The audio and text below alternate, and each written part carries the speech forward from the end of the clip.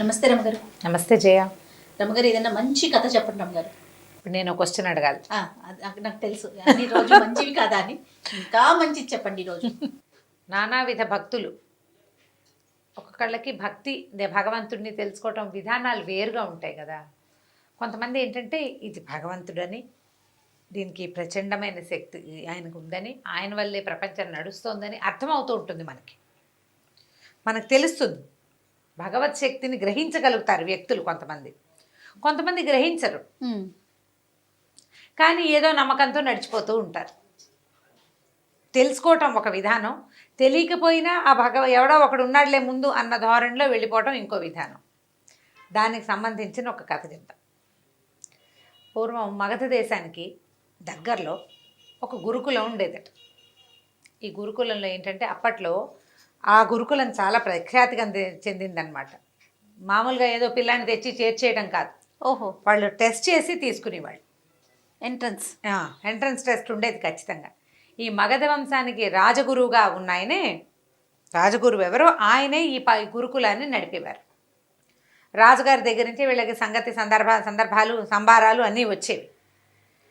ఆయన ఇక్కడ అప్పుడప్పుడు, అంటే ఇక్కడ ఎక్కువగా ఉండి అప్పుడప్పుడు రాజధానికి కూడా వెళ్ళొస్తుండేవాడు, రాజగురువు కాబట్టి. అయితే రకరకాల టెస్టులు పెట్టేవాళ్ళు. ఎన్ని టెస్టులు వచ్చిన ప్రతి పిల్లాడికి అసలు ఏ విషయంలో వీడికి ప్రజ్ఞ ఉందో తెలుసుకునే చేసేవాళ్ళు అనమాట. ఆ కాలంలో ఇలా జరిగేదట. ఒకవేళ ప్రజ్ఞ లేదనుకో పిల్లాడికి ఏ విషయంలోనూ, వాడి కులవృత్తిలోనే మెల్లిగా తండ్రుల వెనకాలే పెట్టేవాళ్ళు.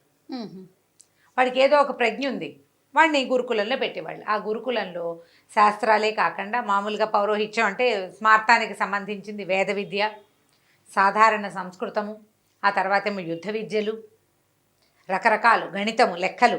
వాళ్ళు రేపొద్దున దీనిలాగా గుమస్తాలుగా దానిగా పనికొచ్చేవాళ్ళు అనమాట. అకౌంటెన్సీ అలాంటి వేరు విభాగాలు ఉండేవి. అన్ని విభాగాలకి ఏదో ఒక సంఖ్యాపరమైందో ఇంకో పరమైందో ఒక ప్రశ్నలు ఖచ్చితంగా ఉండేవి. అయితే కొంతమంది తిరిగి వెళ్ళిన పిల్లల్ని ఏం చేసేవాళ్ళు, రాజుగారు వాళ్ళు ఊరికే దిగులు పడకుండా ఏదో వాళ్ళకి 10 పావలా ఇచ్చి ఇళ్ళకెళ్ళి వాళ్ళ తాలూకు సొంత పని చేసుకునేలాగా, లేదా అతి కొద్ది మందిని రాజుగారి దీంట్లో ప్రాపకంలో ఉంచుకుని అక్కడే ఆ వాకిట్లో ఏదో చిన్న పన్న పని చేస్తూ వాడు బతకాలి. ప్రజలని వదిలిపెట్టే రోజులు కావవి. వాళ్ళు ఏడుస్తారని వదిలేవాళ్ళు కాదు. నిరుద్యోగం అస్సలు ఉండేది కాదు. ఒక వయసు వచ్చిన పిల్లవాడు, చదువుకోవాల్సిన పిల్లాడు ఏదర్ చదవాలి, లేదా వృత్తి విద్య నేర్చుకోవాలి, లేకపోతే ఏదో ఒక పని చేసుకోవాలి. ఆ పని వాడికి నేర్పాలి, నిదానంగా నేర్చుకుంటారు. ఇలాంటి విధానం నడిచేది. మనం ఇది అవలంబిస్తే ఎంత బాగుంటుందో కదా. అద్భుతం కదా రమగారు. పాతకాలం స్వర్ణయుగము, ఇంకో యుగము అని. అయితే జనాభా సంఖ్య తక్కువ కదండి, అది ఒకటి క్యాలిక్యులేట్ చేసుకోవద్దు. ఇప్పుడు మన జనాభా సంఖ్య ఎంతమంది కానీ మనం ఉద్యోగాలు కానీ లేకపోతే ఇలాంటి భద్రత కానీ కల్పించగలుగుతుంది ప్రభుత్వం. అప్పుడు ఇలాంటి చదువులు కానీ ఇలాంటి ఉద్యోగాలు కానీ ఆనాడు ఉన్నాయా? అప్పుడు చేతి వృత్తులు ఉండే కదా రమ్మగారు. వంశపారంపర్యంగా అదే వృత్తి కంటిన్యూ అవుతూ ఉండేది. ఇప్పుడు మనం వస్తు వినియోగం ఎక్కువ ఉండేది. ఇప్పుడు ఉంది జయ. అంటే చేతి వృత్తులు వారు చేసే అన్ని వస్తువులు మనం ఉపయోగిస్తున్నాం. ఎందుకు ఉపయోగించాము? అన్ని ఎలక్ట్రానిక్ గుడ్స్ వచ్చేలేదా రమ్మగారు? మరి అవన్నీ చేయడానికి మనుషులు కావద్దా? మిషన్స్ అయిపోవట్లేదు. మెషిన్ ఆన్ చేయడానికి మనిషి కావద్దు. ఇప్పుడు 10 మంది చేసే చోట ఒక్కరు సరిపోతారుగా. సరిపోరు. అది ఒకటి ఆలోచించద్దు. అలా కాదు, ఎప్పటికీ అదే సైజు. నీకు గుప్తుల కాలం నాడు ఉన్న మనుషులు ఆ కాలానికి ఎక్కువే, తర్వాత కాలానికి ఉన్న వ్యక్తులు ఆ కాలానికి ఎక్కువే. ఇప్పుడు ఈ కాలానికి ఎక్కువ. అందరూ రాట కట్టినట్టు ఒకే వైపుకు పరిగెత్తకుండా నలుగురిని 4 వైపుల పెట్టే పని ప్రభుత్వం చెయ్యాలి. ఇది వరకు చేసేవాళ్ళు ఇప్పుడు చేయట్లేదు. ప్రభుత్వంగా ప్రధానంగా చేతి వృత్తులు ఉండేవి. వంశపారంపర్యంగా అదే వృత్తి కొనసాగుతుండేది. ఇంత ఆధునికత సాంకేతికత ఎక్కడున్నాయి? ఇప్పుడు ఆధునికత 10 మంది చేసే పనిని ఇప్పుడు ఈవెన్ పొలాల్లో కోతలు కోయటానికి కూడా మిషన్స్ వాడేస్తున్నామా? 10 మంది చేయాల్సిన పని ఒక మిషన్ చేసేట్లా ఒక మనిషితో దాంతో కల్పించలేకపోతుంది. సో అప్పుడు మనం ఏం చేయాలి? చేతి వృత్తులను ప్రోత్సహించడం, శాస్త్ర సాంకేతికని వేరే రంగాల వైపు మరల్చి ఉద్యోగ భద్రత కల్పించడం, ఉద్యోగాలు కల్పించడం, ఈ వైపు ఆలోచించాలి. దానికి చేయాల్సిన గవర్నమెంట్ అయినా కాదా, ప్రభుత్వం చెయ్యాలి అలాంటిది. అప్పుడు చేసేవాళ్ళు. ప్రభుత్వం చెయ్యాలి తప్పకుండా. ఆ మొత్తం ఈ దేశంలో, ఈ రాజ్యంలో, ఈ ఊళ్ళో ఉన్న వాళ్ళందరికీ తినడానికి తిండి ప్రతివాడికి ఉండాల్సిందేనన్న నియమం అప్పుడు ఉండేది. అయితే ఏమైంది, ఈ చాలామంది స్టూడెంట్స్ వచ్చారు. ఈ సంవత్సరం కూడా ఒక సంవత్సరం వచ్చేసరికల్లా కొంతమంది పిల్లలు తిరిగి వెళ్ళిపోవాలి. అయితే వాళ్ళల్లో ఒక పిల్లాడు, వాడికి పేరు ఏదో ఉంది కానీ ఇప్పుడు నాకు అది గుర్తు రావట్లేదు, ఏమనుకుందాము, వృషభుడు అనుకుందాం వాడి పేరు. వృషభుడు. వృషభం అంటే ఎద్దు, అందుకని ఆ పేరు చెప్తున్నాను అనమాట. వాడు ససేమిరా నేను ఇంటికి వెళ్ళను అన్నాడు. ఇంటికి వెళ్ళను అన్నాడు. ఇంటికి పంపలేకపోయారు వాడిని. వాడికి ఏమీ రాదు, మొద్దు సరిగ్గా చెప్పాలంటే ఏం రాదు. ఏం చేస్తారు, వాడు నేను వెళ్ళనంటాడు. వాళ్ళ అమ్మా నాన్న ఏమో ఇప్పటికి 2-3 గురుకులాల్లో వీడు తిరిగిపోయాడండి, ఏదో ఒకటి చేసి ఉంచుకోండి, ఏమీ రాకపోతే ఏదో పని చేస్తూ ఇక్కడే ఉంటాడు. వాడికి చదువుకునే వాళ్ళని చూస్తే ఇష్టం, వాళ్ళతోటే ఉండాలని ఉంది. వాళ్ళు కొంచెం కలిగిన కుటుంబమే, వాళ్ళకి ఇంటి దగ్గర తిండికి లోటేం లేదు, వాడు పాఠశాలలో ఉండాలనుకుంటున్నాడు. అప్పుడు రాజుగారి ద్వారా ఏదో 2 మాటలు చెప్పించి గురువుగారిని ఒప్పించి ఆ పిల్లాడిని అక్కడ వదిలిపెట్టి వెళ్ళిపోయారు. ఈ మన రాజగురువే ఇక్కడ గురువుగారు అని చెప్పాం కదా, ఈయన మహారామ భక్తులు. ఎంత రామ భక్తులు, ఏది ఆయన ముందు పెట్టినా రామార్పణం అనేవారు. అంతా రామార్పణమే, భోజనం చేస్తూ రామార్పణం, ఎవరైనా దండం పెడితే రామార్పణం. అదొక అలవాటుగా ఉండేది. మనం రామ అనుకుంటాం కదా, అయ్యో రామ అంటాం, అని ప్రధానికి రామ అంటాం, ఆయన రామార్పణం అంటారు. నమస్కారాన్ని స్వీకరించడానికి రామార్పణమే. ఆహారం, మంచినీళ్ళు, ఎక్కడైనా మంచి ఆసనం ఇచ్చి గురుగారి ఈ ఆసనం మీద మీరు కూర్చోండి రామార్పణం అని దండం పెట్టుకుని అక్కడ కూర్చునేవారు. ఆయనకి రామార్పణం అనేది భూత పదం. అన్నీ ఆయనకి సమర్పించటమే, అన్నిటి రాముడికి సమర్పించటమే ప్రతిదీ. సరే, ఈ పిల్లాడు ఇక్కడ ఉండటం మొదలెట్టాడు. ప్రతి క్లాస్లోనూ కాసేపు కూర్చునేవాడు, లేచి వెళ్ళిపోయేవాడు. ఆ పాఠం ఈ పాఠం అన్ని పాఠాల చుట్టూతా తిరుగుతూ ఉండేవాడు. పిల్లాడు కొంచెం మొద్దుగా ఉండేవాడుగా, వాడిని వాళ్ళు వీళ్ళు ఎక్కిరిస్తూ ఉండేవాడు, కానీ వాడికి తెలిసేది కాదు, ఎక్కిరిస్తున్నారని అర్థమయ్యేది కాదు. సరే, ఈ అన్ని పాఠాలు అయ్యాక వంటలు చేయడానికి కూడా ఒక క్లాసులు నడిచేవి. పాకశాస్త్రం మాత్రం నేర్చుకోవద్దు, ఇప్పుడు రాజుగారి ప్రాపకంలో నడిచే పాఠశాల కదా, ఒక వంటశాల ఉండేది. ఈ పిల్లాడు ఈ వంటశాల వాళ్ళ దగ్గర కొంచెం భారీగా ఉన్నాడు, కొంచెం బరువుగా ఉన్నాడు. వాడు ఏదైనా వరే ఇది అక్కడ పెట్టు, అది బట్రా, ఆ బస్తా బట్రా, ఇది కాస్త బియ్యం కడుగు, ఈ గుండెకి కడుగు, ఇది ఎసట్లో పొయ్యి ఎగసం తొయ్యి అంటే అలాంటి పనులన్నీ చేసేవాడు. క్రమంగా పిల్లలందరినీ చూసొచ్చి పొయ్యి దగ్గర కూర్చోవటం నేర్చుకున్నాడు. వాడు వంటశాలలోనే వాడు బాగా సహాయం చేసేవాడు ప్రతి పని. అక్కడి నుంచి మరి ఇప్పుడు ఇన్ని క్లాసులకి తిరిగి వంటశాల దగ్గర చేరిన పిల్లాడు ఈ మాత్రం తిండు, బాగానే తింటాడు. తిండి వంట పట్టి పిల్లాడు చక్కగా ఎదిగాడు పుష్టిగా. అయితే వీడికి సందట్లో ప్రతి క్లాసుకి వెళ్తాడా, ఒక్క పాఠం వచ్చేది కాదు వాడికి.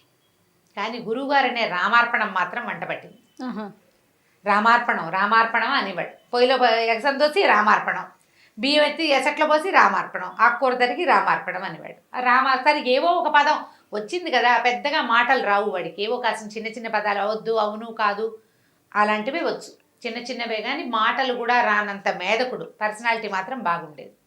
అయితే సరే, ఇట్లాగే జరుగుతోంది. 1 సంవత్సరం గడిచిపోయింది. వీడికి ఏమైనా వచ్చిందంటే ఏమి రాలే, రామార్పణం తప్పిస్తే ఇంకేం రాదు. కానీ వాడికి ఏం వచ్చిందంటే అంత అన్నం వండటం, పప్పు చేయటం వచ్చింది.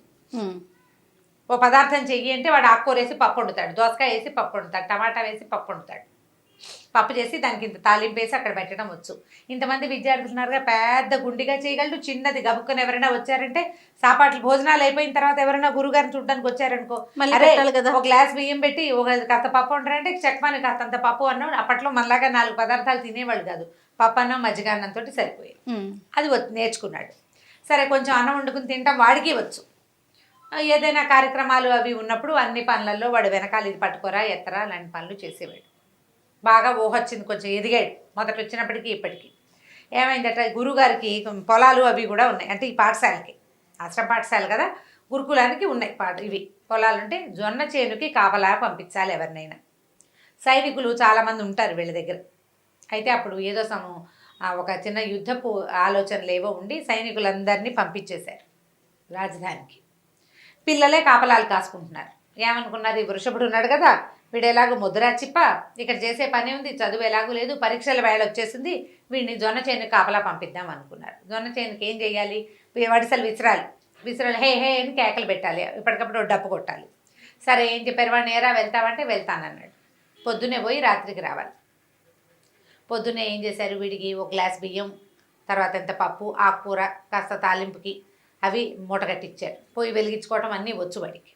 2 గిన్నెలు అన్నీ చిన్న బండి మీద వేసి ఏం చేశారు, గిన్నెలు అవి అక్కడే వదిలిపెట్టరా, పాపది బియ్యం అయిపోతే రేపు పొద్దున పట్టుకెళ్దుగాని అన్నారు.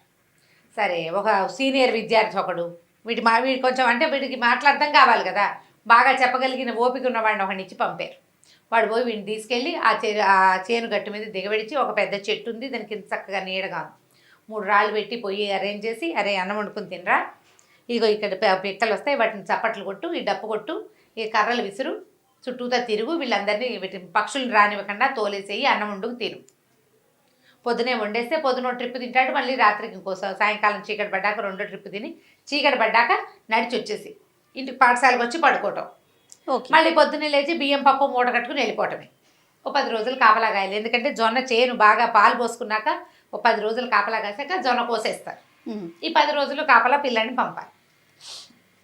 బాగానే ఉంది. సరే వెళ్ళాడు పొద్దున, మర్నాడు అది తీసుకెళ్ళాడు, అన్నీ ఏర్పరిచేసి సీనియర్ విద్యార్థి ఇంటికి వచ్చేసాడు, పాఠశాలకు వచ్చాడు. రాత్రికి వీడు వెనక్కి వచ్చి పడుకున్నాడు.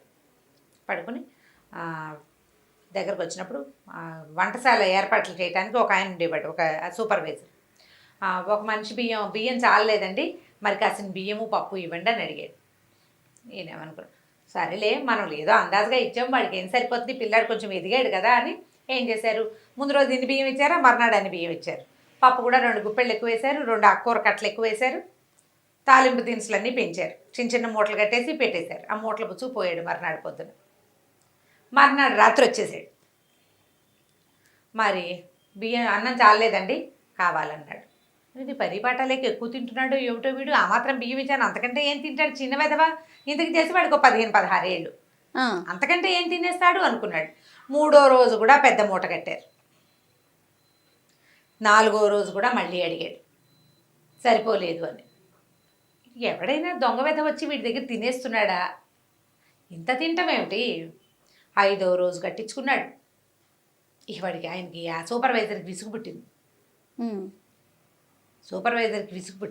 అరే సరిపోదు ఎందుకురా నీకు అని కసిరాడు.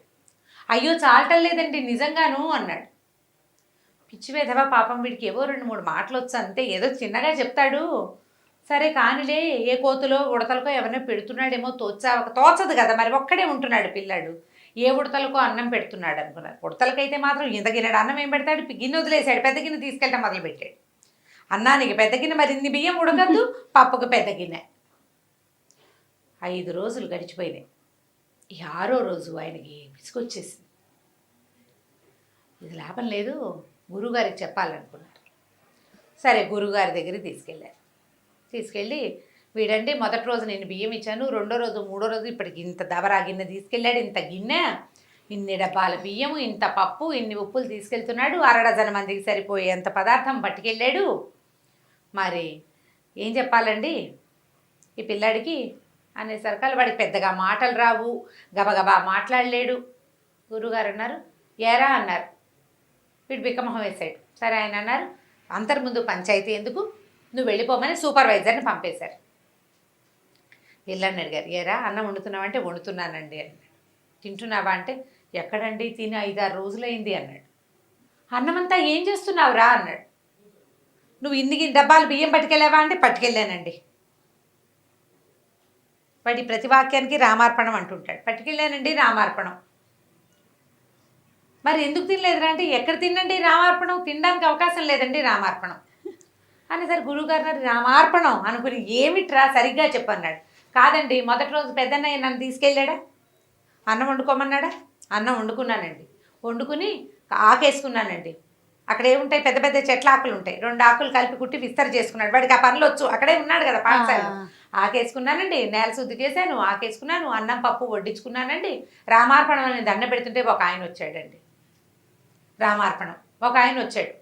ఆయన అన్నం పెడతావా నాకేనా అన్నాడు.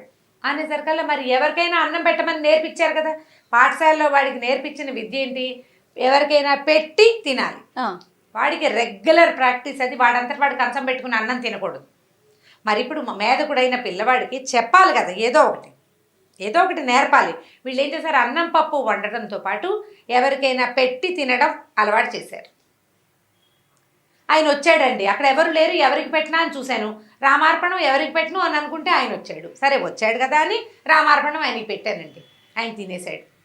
ఆయనే తిన్నాడండి మొత్తం, నాకు చాలలేదు. ఆయన తిన్నాక నాకు ఆకలి లేదండి, ఆయన వెళ్ళిపోయాడు. 2వ రోజున ఆయన వస్తాడేమోనని 2 డబ్బాలు బియ్యం పట్టుకెళ్ళా. మళ్ళీ వండుకున్నానండి రామార్పణం, ఆకేసుకున్నానండి, 2 ఆకులు వడ్డించానండి, ఆయన కూడా వస్తాడని. రామార్పణం వడ్డించాక ఆయన వాళ్ళ ఆవిడని తెచ్చాడండి. ఆవిడకి ఎంత బాగుందో, భలే బాగుందండి ఆవిడ. రామార్పణం ఎంత చక్కగా ఉందో. ఇద్దరు కలిసి అన్నం తినేశారండి. రామార్పణం. నాకు ఆకలి లేదు, నేను తినలేదు, కానీ నాకు ఆకలి లేదు. 3వ రోజున 3 డబ్బాలు పట్టుకెళ్ళాను బియ్యం. మళ్ళీ రామార్పణం అన్నం వండుకున్నాను. ఈసారి వాళ్ళ తమ్ముట్ట పెద్ద బాణం అది పుచ్చుకున్నాడు. ఆయన దగ్గర కూడా బాణం ఉందండి, ఇంత పొడుగునున్నాడు. ముగ్గురు కలిసి తినేశారు రామార్పణం. 4వ రోజు మళ్ళీ 4 డబ్బాలు అన్నం ఉంటే వాళ్ళు ముగ్గురు వస్తారేమోనని వాళ్ళు 3 విస్తళ్ళు వేసి నా కోసం కూడా 4వ విస్తరి వేసుకుంటే 4 విస్తలు ఆయన ఇంకో తమ్ముడిని తీసుకొచ్చాడండి.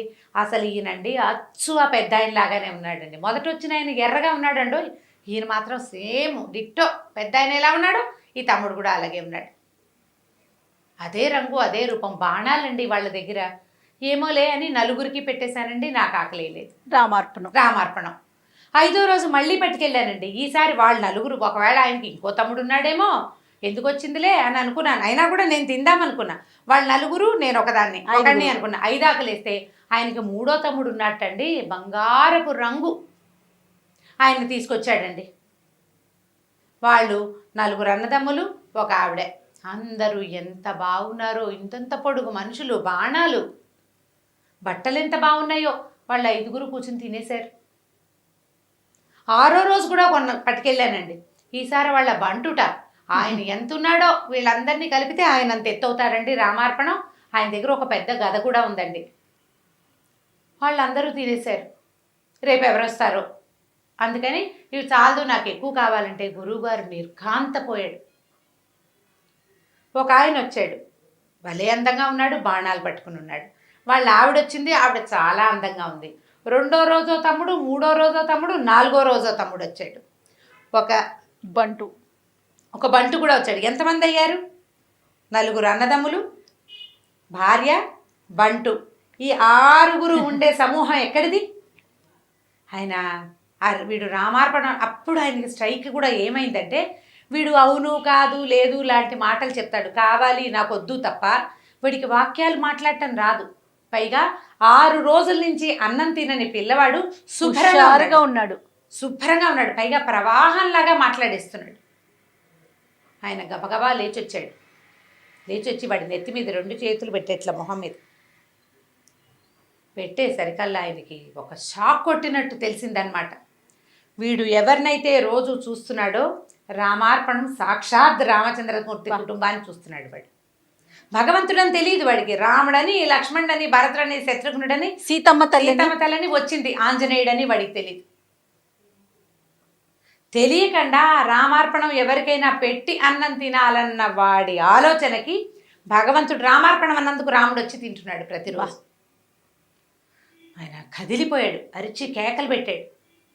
రండ్రా అందరం వెళ్దాము, రోజు ఇవాళ కిష్కింధాపుర వాసులంతా వస్తారని ఎంత అరిచి, అసలు ఎంత ఉద్వేగం అయిపోయిందంటే, సంవత్సరాల తరబడి నా బతుకంతా రామార్పణం అన్నా కూడా భగవంతుడు నన్ను కరుణించలేదు. అమాయకుడు, మేధకుడు, బుద్ధి లేనివాడు, అన్నం తింటాను తప్పిస్తే 2వ పని చేత కానివాడు, వాడికి భగవంతుడు ఇట్లా చూపించాడు కరుణ. ప్రతిరోజు 6 రోజులు వాడిని చూడ్డానికి వచ్చాడు. 6 రోజులు వాడు పెట్టిన అన్నం తిన్నాడు. ఆయన ఉద్వేగాన్ని తట్టుకోలేకపోయాడనమాట. ఇక బళ్ళు కట్టించి ఎంత ఆహారమో పట్టుకెళ్ళారట, ఎన్ని పదార్థాలో పట్టుకెళ్ళారు అక్కడికి, ఆ పొలం దగ్గరికి. బోల్డ్ అంత వంట చేశారు. అందరూ చూస్తున్నారు. ఆకులు వడ్డిచ్చేయరా, ఎవరు వస్తారో చూద్దామంటే బోలెడు ఆకులు వేసి వడ్డిచ్చాడు ఈ వృషభుడు. ఎవ్వరు రాల. చాలాసేపటికి చూస్తున్నాడు. రోజు మనుషుల్ని చూడడం అలవాటైంది. బోలెడంత పెద్ద కోతల మంద ఒకటి వచ్చి ఒక్కొక్క ఆకు ముందు కవాతు చేస్తున్న సైనికుల్లాగా కూర్చుని వడ్డిచ్చిన ఆకుల్లో శుభ్రంగా ఆహారం అంతా తినేసి లేచి ఈ గురువుగారు, ఆయన శిక్షగణము, ఆ ఆశ్రమ పాఠశాలలో పనిచేసే సమూహం బోళ్ళంతమంది ఉన్నారా, అందరూ మనుషులు ఉన్నారన్న భయం కూడా లేదు. ఎలా అంత సమూహం, వానర సమూహం ఎలా వచ్చిందో, ఎలా వెళ్ళిపోయిందో తెలీదు. వచ్చింది మొత్తం వండిన పదార్థం ఒక్క మెతుకు మిగల్చకుండా, వెనక్కి ప్రసాదం మిగల్చకుండా మొత్తం పెట్టినవన్నీ తినేసేసి లేచెళ్ళిపోయి గురుగారి పిల్లవాడి పాదాలు పట్టుకున్నాను. రామార్పణం అనేది నోటితోటి అంటున్నాను నేను, వీడు త్రికరణ శుద్ధిగా అన్నాడు. అది తప్ప ఇంకొకటి లేకుండా చేసిన మనస్ఫూర్తిగా లోపల నుంచి, మామూలుగా నోటితో అంటంగా మనోవాక్కాయ కర్మలతోటి మాటతోటి, మనసుతోటి, కర్మతోటి కూడా, మనోవాకాయాలతోటి చెయ్యాలి. అది మనం చెయ్యాలి కదా. నోటితోటి అంటే ఏం ప్రయోజనం? ఆ దానికే భగవంతుడు వీడిని ఇట్లా కరుణించాడని ఆ పిల్లాడిని భుజాన్ని ఎత్తుకుని, నాయన నువ్వు ఎంత అదృష్టవంతుడివిరా, ఎన్ని జన్మల పుణ్యం చేస్తేనే ఈ ఫలితం లభిస్తుంది. ఇప్పటికీ ఆ వచ్చిన వాడు దేవుడని రాముడని వాడికి తెలియదు. కానీ వాడి బుద్ధి మాత్రం వికసించింది. తర్వాత వాడు ధారాళంగా మాట్లాడటం మొదలుపెట్టాడు. ఈ గురువుగారు వాడికి స్వయంగా దగ్గర కూర్చోబెట్టుకుని, మేధకుడని వాడిని పక్కన పెట్టకుండా వాడికి స్వయంగా చదువు చెప్పి తన దగ్గరే ఉంచుకున్నారట. సంవత్సరాల తరబడి గురువుగారిని పక్క నుండి సేవించే భాగ్యం వాడికి లభించింది భగవంతుని చూసిన కళ్ళ వల్ల. నమ్మిన వాడికి ఇలా వస్తాడు దేవుడు. ఆయన దేవుడని మనం తెలుసుకోలేము, అంతే. ఇది దేవుడు ప్రతివాడికి అందరికీ కోదండం పుచ్చుకుని వస్తాడా రాముడు? రాడే, సహాయకారి అవుతారు త్రికర్ణ శుద్ధితో. అంతే నమ్మాలి. కదా నా పిల్లోడు చేసిన పని. అంతే. మనం వీటితోటి మనం నమ్మాలి కదా. మనం మనసులో నమ్మాలి, మాటతోటి నమ్మాలి, పని కూడా నమ్మిన పని చేయాలి. దేవుడికి ఒక ఆకేసి మనం ఒక ఆకు వేసుకోవాలి దేవుడి దగ్గర మనం. అయితే దేవుడాకు దేవుడిదే కదా, ఆయన వచ్చి తినబోయాడా అని అందులో నుంచి ఎంగిల్ చేస్తామా? చెయ్యం కదా. చెయ్యం కదా. దేవుడాకు ప్రసాదంగా స్వీకరించాలి. ఆ ప్రసాదం, ఈ ఆకుని తీసుకెళ్ళి ఎవరికైనా ఇవ్వంటే అలాగే ఇచ్చేయాలి. ఇందులో అన్నీ వేయకపోతే దేవుడు అడిగాడా? నెయ్యి అయిపోతే దేవుడు చూశాడంటే దేవుడికే అదంతా నీకు కదా నియమం ఉండాల్సింది. నువ్వు నమ్మాలి. భగవంతుడు సాక్షాత్తు వచ్చి సూక్ష్మాంశంలో ఈ ఆహారాన్ని గ్రహిస్తాడు అని నువ్వు గట్టిగా నమ్మితే నువ్వు చేయవలసిన రకంగా చేస్తావు. నేను చేసేది మంచి, నా మంచిని భగవంతుడు తెలుసుకుంటాడు అంటే ఖచ్చితంగా మంచే చేస్తావు నువ్వు. లోపల నమ్మాలి కదా, లోపల తెలియాలి. ఈ కథని ఎన్ని రకాలుగా మార్చి చెప్పబడిందో ఈ కథ. వినటానికి ఎంత అద్భుతంగా ఉందంటే, శ్రవణానందం అంటారు చూసారా రమ్మగారు, అదే అలా అనిపిస్తుంది నాకైతే. చాలా బాగుందండి. అందులో ఇంకా మీరు చెప్తుంటే ఇంకా చెప్పక్కర్లేదు. నిజంగా సాక్షాత్తు రాముల వారిని చూసామా అన్న అనుభూతి కలుగుతుంది అనమాట. చాలా చాలా బాగుంది. మనం వినటానికి, పిల్లలకి చెప్పడానికి చాలా బాగుంది. అంటే ఇది రియల్ స్టోరీ అంటారా రమ్మగారు, లేకుంటే ఎక్కడన్నా జరిగి ఉంటుంది జయ, జరిగి ఉంటుంది. ప్రేరణార్థక కథలు, భగవత్ సంబంధమైన కథలు వస్తాయి. చాలా పుస్తకాలు ఉన్నాయి. గీతా ప్రెస్ వాళ్ళు వేసినవి. అందులో ఉన్న కథ ఇలా క్రమంగా రకరకాల జరిగి ఉంటుంది. ఎందుకంటే ఇప్పుడు పిల్లాడు చూశాడు ఇలా 5 మనుషులు రావటం. అవును. 4 అన్నదమ్ములు, ఒక స్త్రీ, ఒక బంటు, 6 రావడం పిల్లాడు చూశాడు. వాళ్ళని వాడు భగవంతులని తెలుసుకోలే. అతను చెప్పిన ఆనవాళ్ళని బట్టి గురువు ఊహించాడు. అవును. మొత్తానికి అద్భుతమైన కథ ఒకటి చెప్పుకున్నాం ఇప్పుడు మనం. చాలా అద్భుతమైన కథ అండి, రామార్పణం. చాలా చాలా బాగుంది రమ్మగారు. రెగ్యులర్గా కొంచెం ఇలాంటి స్టోరీస్ ఎక్కడున్నా వెతికి తీసి మా అందరికీ అందించండి మీరు. తప్పకుండా. ఓకే రమ్మగారు, నమస్తే. నమస్తే జయ. ఈ వీడియో కనుక మీకు నచ్చినట్లయితే లైక్ చేయండి, షేర్ చేయండి. మరిన్ని ఇంట్రెస్టింగ్ వీడియోస్ కోసం మా ఛానల్ని సబ్స్క్రైబ్ చేసుకోండి.